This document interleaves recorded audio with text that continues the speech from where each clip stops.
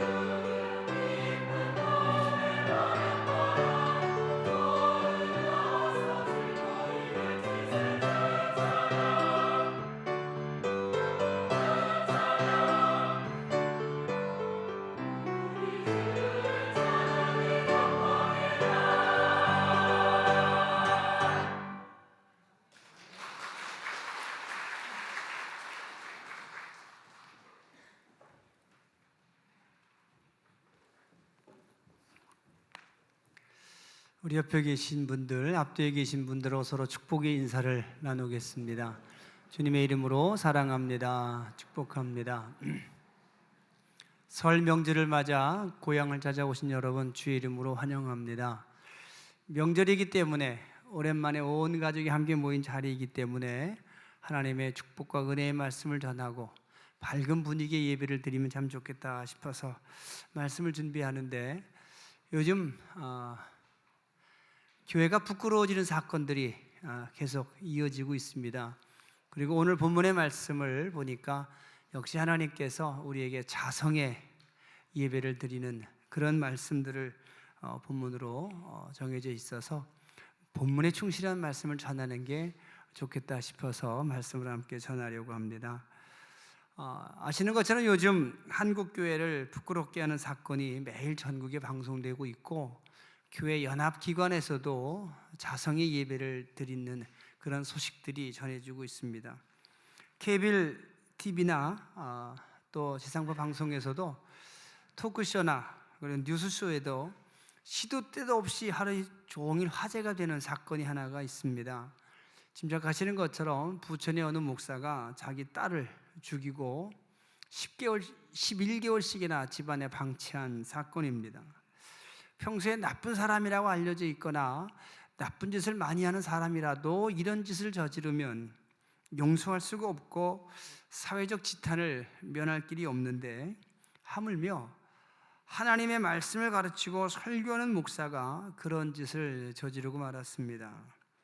그것도 독일로 유학을 가서 오래 공부하고 박사 학위를 받고 돌아와서 신학대학교에 강의도 나가는 많이 배운 엘리트 목사가 그런 일을 저지르고 말았습니다. 어떻게 11개월씩이나 아이가 죽었는데 이불을 씌워놓고 방치하느냐고 물었더니 하나님께 기도해서 살려보려고 그렇게 했노라고 대답을, 또 어처구니 없는 대답을 합니다. 한국교회가 또 한 번 세상 사람들로부터 손가락질을 당하는 그런 일이 발생하고 말았습니다. 그런데 대개 이런 사건들이 발생하면 아무리 흉악한 범죄를 할지라도 그 범인의 얼굴이나 실명은 거론하지 않는 것이 대부분인데, 이상하게 이번 사건의 경우에는 신문에 범인의 얼굴과 또 이 목사의 실명과 어느 대학교 교수인지, 어느 교단 소속의 목사인지, 사는 곳은 어디인지, 인터넷 보니까 2층이라고까지 아주 자세하게 잘 소개되어져 있습니다. 독일의 어느 신학대학에서 박사학위를 받았는지, 지금 부천의 어느 신학대학인지 아주 자세하게 신상에 다 공개되어져 있습니다. 저는 인터넷을 통해서 이 사람에 대한 신상을 자세하게 알게 되었는데, 누구나 쉽게 그저 클릭 한번 하면 다 뜨는 그렇게 공개된 자료였습니다. 인터넷 기사를 쓴 기자가 기사를 다 마무리한 다음에 마지막 한 줄을 자기 의견을 써 넣었는데, 그 마지막 한 줄이 제 마음에 내내 남아서 마음에 걸렸습니다. 어떻게 썼는가 하면 이렇게 썼습니다. 그런데 이응봉도 회개하면 천국에 가는 건가? 이응봉이란 이름이 아마 그 목사의 실명인 것 같습니다. 이미 조선일보에 실명과 자세한 인적사항이 다 나왔다고 하니까 제가 말씀을 드려도 큰 문제는 없는 것 같습니다. 여러분 생각은 어떠십니까? 아마 이 기사를 쓴 기자도 신앙인인 것 같았습니다. 내용을 보니까 교회를 다니는 분인 것 같았는데, 그런 분조차도 맨 마지막에 자기 의견을 쓰는 날에 이런 사람도 회개하면 천국에 갈까? 그런 의문이 드는 그런 마음으로 그 글을 넣은 겁니다. 아마 우리 똑같은 마음일 것 같습니다. 또 한 사람 화제가 되고 있습니다. 예전에 화제가 되었었는데 묻혔다가 다시 뜨겁게 화제가 되고 있는 한 사람이 있습니다. 부끄럽지만 또 목사입니다. 예전에 개그맨이었던 서생호이란 사람입니다. 미국에 가서 목사가 되었고 미국에서 목회도 했었고 한국에 돌아와서도 잠시 목회도 했었습니다. 그리고 부인을 폭행하고 부인과 이혼하는 과정이 낱낱이 방송을 통해서 중계방송 되듯이 드러나서 교회와 목사에 대해서 아주 부정적인 이미지를 만들었던 사람입니다. 한동안 잠잠했는데 어제 또 지난주에 다시 뉴스에 화제거리로 등장하고 있습니다. 내용인즉 이렇습니다. 부인을 폭행하고 또 이혼을 하는 그런 소송 기간 중에 여러 번의 기자회견도 있고 나는 결백하다, 틀렸다, 맞았다 이렇게 서로 결백을 주장하는 그런 과정 속에 그 기간 중에 한편으로는 이미 내연녀를 만나고 있었고 어린 아이까지 출산을 해서 아이를 안고 있는 사진이 드러나서 점점 더 나쁜 사람이 되어가고 있는 그런 뉴스를 여러분들 보셨을 겁니다. 여러분, 이런 사건을 보면서 예수 믿는 사람과 믿지 않는 사람과 어떤 차이가 있는 건지 생각하지 않을 수 없습니다. 우리가 예수님의 말씀을 듣고 믿으며 산다는 것이 구체적으로 내 일상에서 늘 선택하고 결정해야 되는 그 순간순간마다 어떤 영향을 주고 있는지를 다시 생각하지 않을 수 없습니다. 사실 여러분, 우린 다 이상한 성도들이 아닌가 싶습니다. 한국교회가 어쩌면 전 세계 교회와 교인들이 하나님 보시기엔 이상한 사람들, 어쩌면 믿지 않는 사람들 눈에도 이상한 사람들로 보이겠다 싶은 생각이 문득 들었습니다. 여러분, 잘 생각해 보시기 바랍니다. 성경에 살인하지 말라 이렇게 써 있습니다. 하나님께서 모든 사람들에게 살인하지 말라 분명하게 금지 명령을 주셨습니다. 법입니다. 그런데 그 법, 그 성경을 가르치는 목사가 사람을 죽였는데 그것도 자기 딸을 죽였습니다. 성경에 간음하지 말라, 그것이 죄다라고 하나님께서 분명히 말씀하셨는데 역시 성경을 가르치고 설교하는 목사가 스마트폰 카메라로 여자들 치마 속을 촬영하다가 경찰관에게 현장에서 붙들린 적도 있습니다. 내 이웃의 소유를 탐내지 말라고 했습니다. 이것도 역시 성경에 기록된 하나님의 법입니다. 내 이웃의 아내이든 남종이든 여종이든 소나 낙이든 내 이웃의 것이라면 무엇이든 탐내지 말라고 하나님께서 분명히 명령하셨습니다. 그런데 여러분, 바람피는 목사가 있습니다. 바람피는 장로도 있습니다. 바람피는 권사도 있고 집사도 있습니다. 심지어 한 교회 안에서 불륜의 관계를 맺고 있는 사람들도 있답니다. 거짓 증거하지 말라 하셨습니다. 뇌물을 주고받지 말라 말씀하셨습니다. 그런데 세상 정치보다 더 타락한 모습으로 교권 정치하고 있는 것이 현실입니다. 분명히 하나님께서, 예수님께서 하지 말라고 성경에 기록하고 있고 법으로 정해놓은 것들을 버젓이 어기고 있는데도 우리는 그들을 가리켜서 성도라 부르고 있고 목사라 부르고 있고 서로를 교인이라고 불러주고 있습니다. 예수님 명령을 지키지 않으면서도 스스로 예수 믿는 사람이라고 자신을 소개하고 있고 예비하는 사람이라고 사람들에게 당당하게 말하고 있는 것이 오늘 우리의 모습입니다. 예수님께서 이런 우리들의 모습 보시면서 뭐라 하실지 여러분 생각해 보신 적 있습니까? 한마디로 이상한 사람들이다, 이상한 성도들이다 라고 생각하실는지 모르겠습니다. 예수님을 부끄럽게 하고 교회를 부끄럽게 하는 사건이 일어날 때마다 예수님께서 우리 한국교회를, 성도들을 얼마나 속상해 하실지, 어떻게 생각하실지 우리는 생각하지 않을 수 없습니다. 물론 여러분, 극히 일부입니다. 극히 몇몇 잘못된 목사나 성도들 때문에 한국교회 전체가 사회로부터 지탄을 받고 있는 것, 이것이 사실입니다. 여러분, 한국교회 목사가 다 바람피겠습니까? 다 사람 죽이는 사람이겠습니까? 그렇지 않은 목사가 훨씬 더 많습니다. 이름도 빛도 없이 말씀대로 살려고 노력하고 강단에서 자기가 설교한 것 책임져 보려고 애쓰고 노력하며 기도하는, 최선을 다해 살아가는 그런 목사들이 훨씬 더 많습니다. 몇백 배, 몇천 배가 많습니다. 한국교회 평신도가 다 엉터리겠습니까? 아닙니다.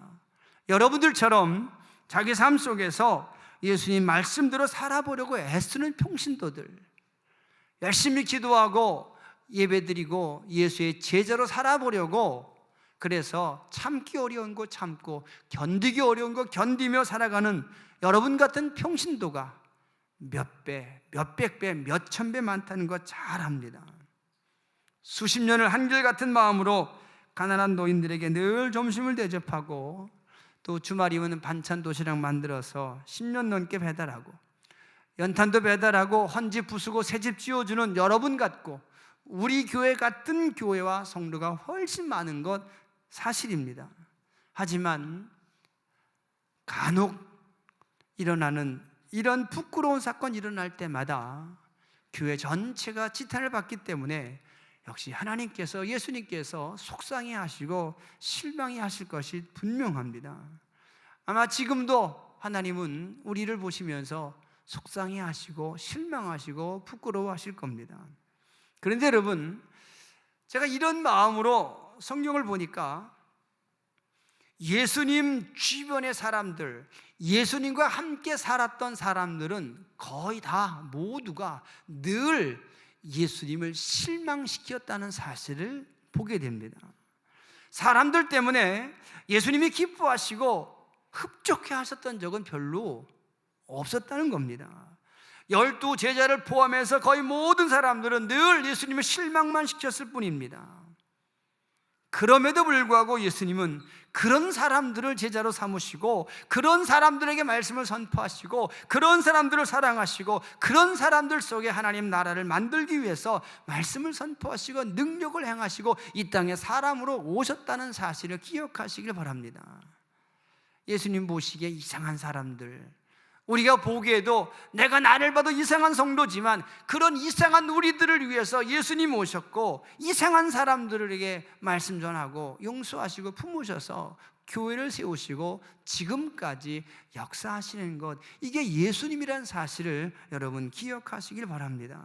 심지어는 그런 이상한 사람들을 위해서 십자가 위에서 자신의 모든 것을 내어주신 분, 그분이 예수님이십니다.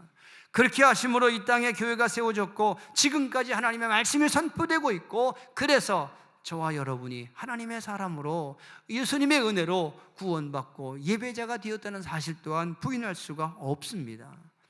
여러분, 예수님께서는 기대할 수 없는 사람들, 도무지 신뢰할 수 없는 사람들, 거짓과 배신의 사람들에게 복음을 전해주시고 그들을 제자로 선택하시고 그들을 용서하시고 그들을 또 참아주시고 그들을 가르쳐서 그들의 손에 말씀과 교회를 맡기셨다는 사실을 기억하시기 바랍니다.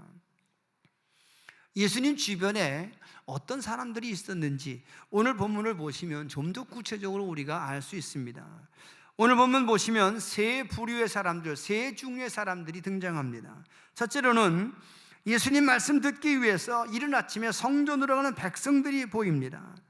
하지만 여러분, 예수님 말씀을 들을 때 이들은 예배자 같았고 하나님의 사람들 같았는데 불과 몇 날 지나지 않으면 이들 중 대부분은 예수님을 십자가에 못 박으라고 소리치는 군중으로 돌변합니다.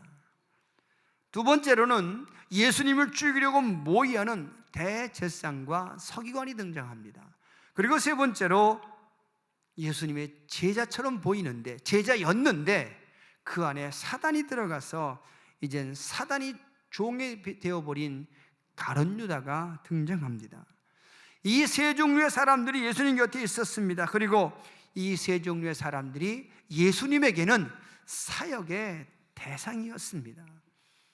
예수님은 이 세 종류의 사람들과 더불어 사시면서 이들 속에 하나님의 나라 세우기 위해서 말씀을 전하시고 능력을 행하시고 사랑하시고 용서하시고 기다리시고 참아주셨다는 사실을 기억하시기 바랍니다. 여러분, 생각해 보시기 바랍니다. 예수님께서 낮에는 성전에서 가르치시고 밤에는 산에서 쉬셨다고 그랬습니다. 그리고 사람들은 이른 아침 되면 다시 예수님 말씀을 들으려고 성전으로 몰려들었습니다. 그리고 예수님은 몰려든 그 사람들에게 하루 종일 말씀을 가르치십니다. 선지자들에게 하신 하나님의 약속의 말씀이, 약속의 내용이 예수님을 통해서 이루어지셨다는 사실을 가르치셨습니다. 예수님 자신이 하나님의 아들이시며 자신의 말이 곧 하나님의 말씀임을 가르치십니다. 자신의 말씀 속에 생명과 영생이 들어있음을 하루 종일 몇 날 며칠을 가르치셨을 겁니다. 그런데 여러분, 그런 예수님 설교를 듣던 그 사람들이 불과 몇 날 지나지 않아서 예수님을 배반합니다. 등 돌리고 예수님을 십자가에 못 박으라고 소리칩니다. 대제사장과 서기관들의 사주를 받아서 빌라도의 법정에서 예수님 십자가에 못 박으라고 죽이라고 소리치는 무식한 군중으로 돌변하고 있습니다. 밀란을 일으키고 사람을 죽인 살인범 바나바를 놓아주고 예수를 십자가에 못 박아 죽이라고 소리치는 무식하고 무서운 군중으로 돌변하고 있습니다. 누가복음 23장 18절의 말씀을 읽으시기 바랍니다. 무리가 일제히 소리질러 이르되 이 사람을 없이 하고 바나바를 우리에게 놓아주소서. 총독 빌라도가 이상하게 여겼습니다. 이 사람들이 왜 예수를 죽이라고 할까? 내가 보기엔 예수가 죄가 없는데 왜 그럴까? 이상해서 그 사람들에게 다시 말합니다. 내가 보기에 이 예수는 죄가 없어. 하지만 사람들은 더 크게 소리 지릅니다. 그들이 큰 소리로 재촉하여 십자가에 못 박기를 구하니 그들의 소리가 이긴지라. 여러분, 그들의 소리가 이긴지라 무슨 뜻입니까? 무식한 군중들의 울부짖음, 외침, 부르짖음이 올바른 것을 말하는 빌라도의 말을 눌러버리고 말았다는 겁니다. 어제까지 설교 듣던 그 설교 회중들이, 어제까지 예배자처럼 보이는 그 사람들이 하루아침에 앞뒤 분간 못하고 선악 구별 못하는 무식한 군중으로 돌변해버리고 말았습니다. 이런 군중들의 소리 듣고 계시는 예수님 마음이 어떠하셨을지 생각해 보시기 바랍니다. 그 소리, 그 현장에 예수님이 다 계셨고 들으셨습니다. 예수님 바로 이런 사람들에게 하나님의 사랑의 말씀을 전하고 하나님의 나라를 가르치셔야 했습니다. 이런 사람들을 불쌍히 여기셔야 됐고, 이런 사람들의 병을 고쳐주시고, 이런 사람들 속에 들어있는 더러운 귀신을 쫓아내어 주시며, 이런 사람들에게 하나님의 나라를 소망으로, 영생으로 약속하시는 것, 이것이 예수님의 사역이셨습니다. 기대할 수 없는 사람들, 신뢰할 수 없는 사람들에게 자신의 모든 것을 내어주신 분이 예수님이십니다. 두 번째 사람인 대제사장과 서기관들을 보시기 바랍니다. 이들은 시종일관 예수님 미워한 사람들입니다. 처음부터 예수님이 싫어했던 사람들입니다. 틈만 있으면 예수님을 함정에 빠뜨리려고 모함했던 사람들입니다. 결국 그들은 자신들의 힘으로 예수님을 죽이려고 궁리합니다. 왜냐하면 예수님이 하시는 행동이나 말씀이 그들에게 손해가 되었기 때문입니다. 예수님께서 하나님의 이름으로 행하시는 모든 기적과 표적이 그들 대제사장과 율법학자들에겐 오히려 방해가 되었기 때문입니다. 실제로 여러분, 당시 바리새인과 서기관들, 제사장들은 하나님의 일을 하는 하나님의 사람들이 아니라 하나님을 이용하는 사람들이었습니다. 그래서 예수님은 그들의 죄를 하나씩 기적하시며 책망하셨습니다. 그런데 그들은 그 예수님의 책망을 듣고도 깨닫지도 못했을 뿐 아니라 오히려 화를 내면서 미워하고 죽이려고 합니다. 그렇게 사는 것이 옳은 줄 알고 자기를 방해하는 예수님이 잘못된 것인 줄로 그렇게 알고 예수를 죽이려고 하는 겁니다. 그래서 예수를 죽여 없애는 것이 가장 옳은 생각이며 그것이 정의로운 행동이라고 믿고 있었습니다. 결코 예수를 죽이는 것, 이건 죄가 아니라고 생각을 한 겁니다. 큰 착각 속에 살았습니다. 이 착각은 죽어서 천국 문 앞에 갔을 때, 하나님의 심판대 앞에 갔을 때 비로소 깨닫게 되는 큰 착각이었을 겁니다. 이들은 자기 자리가 아닌 하나님의 자리를 자기 자리로 착각하며 산 사람들입니다. 하나님의 일을 위해서 하나님께 선택받아 하나님의 종의 자리에 서 있어야 될 사람들이 그 종의 자리에서 벗어나서 사람들의 지도자의 자리에서 살았습니다. 하나님의 종이 아니라 사람의 지도자가 되어서 하나님이 보내신 하나님의 아들조차 알아보지 못할 만큼 변질된 사람들입니다. 그래서 그들은 시작부터, 맨 처음부터 예수님 미워합니다. 예수님 싫어합니다. 예수님을 넘어뜨리려고 결국은 죽이려고 합니다. 하지만 여러분, 예수님에겐 그런 사람들조차도 예수님의 사역의 대상이었습니다. 그래서 예수님은 그들과 논쟁하시고 그들을 책망하셨습니다.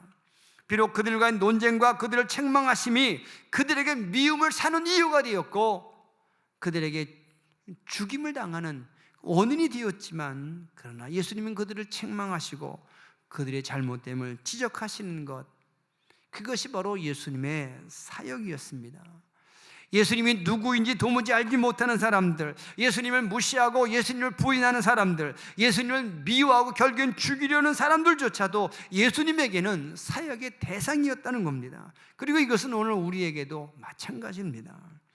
우리가 복음 전할 때, 예수를 소개할 때, 예수를 아는 사람들, 예수에게 호의를 가진 사람들, 예수님 말씀을 귀담아 듣는 사람들, 나와 좋은 관계 있는 사람들에게만 복음을 전하는 것은 결코 아닙니다.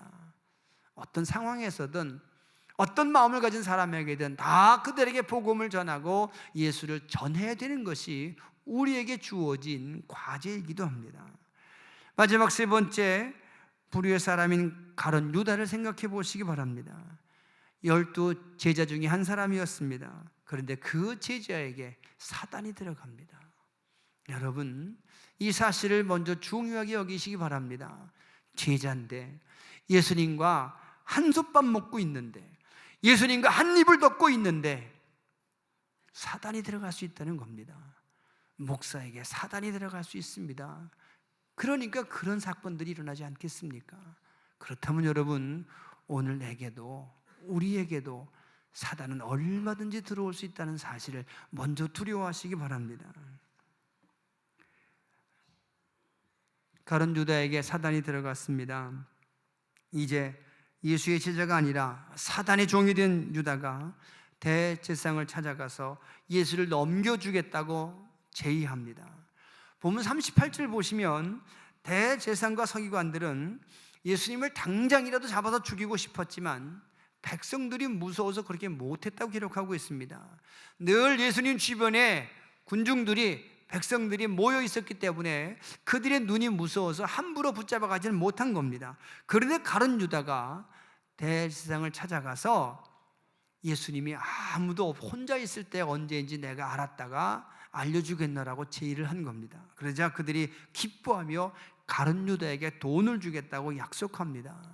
본문 4절에서 6절까지 말씀인데 함께 읽어보겠습니다. 이에 유다가 대제사장들과 성전 경비대장들에게 가서 예수를 넘겨줄 방도를 의논하며 그들이 기뻐하며 돈을 주기로 언약하는지라. 유다가 허락하고 예수를 무리가 없을 때 넘겨줄 기회를 찾더라. 사실 여러분, 유다에게 사단이 들어간 그 순간부터 유다는 더 이상 예수님의 제자가 아니었습니다. 하지만 사단이 들어간 유다도 예수님에겐 사역의 대상이었다는 겁니다. 때문에 예수님은 가룟 유다를 다른 제자들과 똑같이 대하십니다. 예수님께서 제자들과 마지막 만찬하실 때 상황을 보면 잘 아실 수가 있습니다. 예수님께서 제자들에게 떡과 포도주를 떼어주시면서 내 살과 내 피니 먹고 나를 기념하라고 하십니다. 그때 그 자리에 가룟 유다도 있었습니다. 그런데 예수님은 그 떡과 그 포도주를 가룟 유다에게도 떼어주셨다는 사실입니다. 누가복음 22장 21절 말씀 보면 그러나 보라 나를 파는 자의 손이 나와 함께 상위에 있도다. 이미 아셨지만, 알고 계셨지만 그에게도 예수님께서 떡을 떼어주시고 포도주를 주셨다는 뜻입니다. 또 요한복음 13장에 보시면 예수님께서 제자들의 발을 씻기실 때 장면이 기록되어 있습니다. 이때도 예수님은 가룟 유다의 발도 씻기십니다. 이미 사단이 들어가 있는 건 아셨지만, 그러나 겉으로 내색하지 않으시고 빼놓지 않으시고 베드로 시킨 것처럼, 요한 시키신 것처럼 가룟 유다도 씻기십니다. 예수님은 사단이 종이 되어버린 제자도 버리지 아니하시고 그가 스스로 떠날 때까지는 곁에 두셨습니다. 여러분, 예수님은 세상에 오셔서 사람들에게 환영받지 못하며 사셨습니다. 하나님의 아들이셨지만 사람들로부터 하나님의 아들로 인정받거나 존경받지 못한 상황 속에서 하나님의 아들로 사셔야 됐습니다. 또 예수님은 기대할 수 없는 사람들에게 사랑을 베푸십니다. 전혀 믿을 수 없는, 신뢰가 가지 않는 사람들을 제자로 선택하시고 가르치셔서 그들에게 교회를 맡기시고 말씀을 맡기십니다. 예수님은 미워하고 죽이려는 사람들 앞에서도 그들의 잘못을 지적하고 책망하셨습니다. 이것이 예수님의 사역입니다. 여러분, 교회와 복음이 세상으로부터 환영받거나 존경받은 적은 별로 없습니다. 잠시 동안 교회와 복음이 세상의 권력보다 더 큰 힘을 가진 시절도 있었지만 그때 교회는 오히려 지금보다 더 타락했었다는 것을 여러분은 역사를 통해서 잘 알고 계십니다. 교회는 세상의 무시와 조롱과 핍박 속에서 오히려 더 교회다웠었다는 사실을 우린 잘 압니다. 예수님과 복음은 어떤 상황 속에서도 그 가치와 능력을 잃어본 적이 없습니다. 하나님의 약속과 성령의 능력은 어떤 상황 속에서도 교회를 세웠고 그 교회를 통해서 하나님의 사랑과 살아계심과 약속의 성취를 늘 증명해 왔다는 사실을 믿고 확신하시길 바랍니다. 그리고 여러분, 지금 우리 한국교회 상황은 하나님 때문에, 복음 때문에 무시를 당하고 핍박을 당하는 상황은 전혀 아닙니다. 그 반대입니다. 먼저 믿은 우리들이 세상의 빛처럼, 세상의 소금처럼 살지 못하면서 오는 질책입니다. 기독교인에 대한 사회적 기대를 채우지 못하면서 오는 무시와 조롱입니다. 때문에 우리는 오늘 사회가 교회와 성도들을 향해서 쏟아내는 무시와 조롱, 질책을 피하지 말고 겸손하게 들어야 합니다. 그것이 하나님의 음성일 수 있기 때문에 그렇습니다. 하나님이 책망하실 수 있는 겁니다. 우리는 그 음성 듣고 회개해야 합니다. 그리고 회개에 합당한 열매를 맺어야 합니다. 그리고 그 열매가 기독교인이 어떤 사람들인지, 교회가 무엇을 하는지, 하나님이 어떤 계획 가지고 계시는지를 회개에 합당한 열매로 증명하는 것이 오늘 우리에게 주어진 시급한 과제가 된다는 사실을 기억하시기 바랍니다. 사랑하는 성도 여러분, 일부 극소수의 잘못된 교회와 몇몇 목사와 성도들 때문에 한국교회가 부끄러움을 당하고 있지만, 조롱을 당하고 있지만 우리는 절대로 주눅이 들거나 위축되어서는 안 됩니다. 하나님은 한두 사람의 잘못 때문에 전체를 버리시는 경우가 없기 때문에 그렇습니다. 엘리야 시대처럼, 아방 시대처럼 극심하게 타락했던 시대에도 하나님은 바알에게 무릎 꿇지 않은 7,000명을 남겨놓으신 하나님이셨습니다. 분명히 이 시대에도 타락하지 아니하고 순전한 말씀 위에 신앙을 지키며 하나님 앞에 올바로 서기 위해서 애쓰고 기도하는 수많은 교회와 성도들을 남겨놓으신 줄로 믿으시기 바랍니다. 그리고 우리 교회와 여러분들이 바로 하나님의 남겨놓으신 교회와 성도가 되기를 소망하시고 또한 믿으시기 바랍니다. 그래서 더 열심히 기도하시기 바랍니다. 더 열심히 복음 전하시기 바랍니다. 더 많이 사랑하시기 바랍니다. 더 낮아져서 더 겸손하게 이웃 섬기기를 하나님 섬기듯 하는 여러분들 되시기를 바랍니다.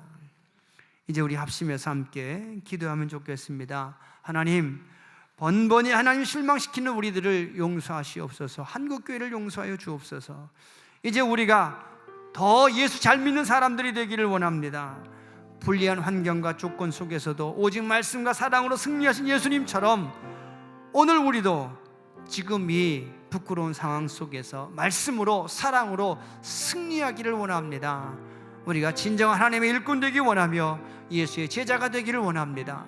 합심해서 함께 잠시 기도하겠습니다. 사랑이 많으신 아버지 하나님, 우리들 예수님의 진정한 제자가 되기를 원합니다. 하나님의 사람들이 되기를 원합니다. 하나님께서 명령하신 명령 지키며 살아가는 하나님의 법대로 살아가는 사람들 되기를 원하며 예수님 말씀하신 대로 세상의 소금으로, 세상의 빛으로 살아가기를 원합니다. 이 세상의 경건의 모델이 되기를 원합니다. 선한 기준이 되기를 원합니다. 이 모든 것들을 우리가 마땅히 해야 되는데 하지 못함을 하나님 앞에 하나님 구하옵나니 용서하시고 회개하옵나니 회개에 합당한 열매를 맺게 하시고 그 회개에 합당한 열매들이 다시 이 나라를 살리고 하나님 교회를 살리는 하나님의 증거들이 되게 하여 주옵소서. 예수님 이름으로 기도합니다. 아멘. 하나님, 우리에게 첫 믿음 회복하게 하시옵소서.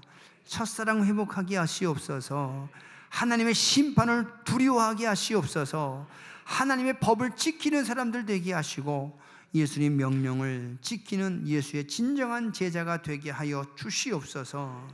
나부터 달라지게 하시고 우리부터 변화되게 하시고 나부터 겸손해지게 하시어서 우리 한국교회가, 우리 교회가, 우리 믿는 사람들이 하나님의 살아계심과 예수님의 사랑을 증거하고 살아가는 복된 사람들 되게 하여 주시옵소서. 예수님 이름으로 감사하며 기도합니다. 아멘.